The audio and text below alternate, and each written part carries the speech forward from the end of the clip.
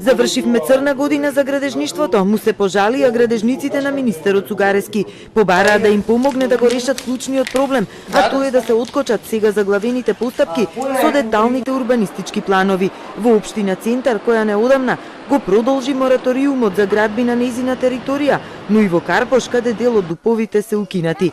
Застојот, велат, им создава големи загуби и во време и во пари, а тоа го урива градежниот сектор, но и 20 други гранки кои зависат од него и лошо ќе влијае врз целата економија. Последно време има пад во градежништвото околу 25 до 30%.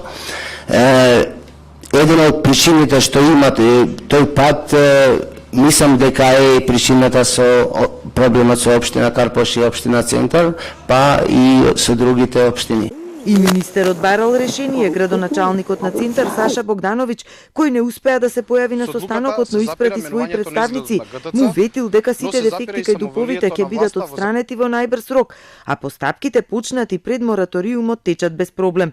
Но во општина Карпош, вели министерот, се работи за одлука на Уставниот суд. Јас минатиот период имав средба со градоначалникот на општина Карпош и разговаравме дека треба да работат на брза изработка на планови.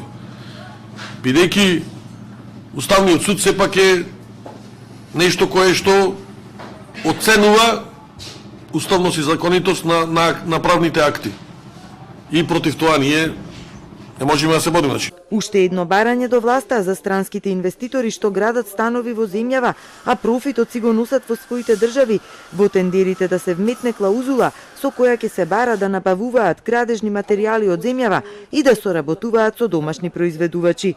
Да се постават поригорозни услови во законите во делот на јавни набавки или кој друг закон го регулира тоа, се со цел странските инвеститори да бидат ограничени, да морат да исполнат дополнителни услови со цел да бидеме на едно исто ниво.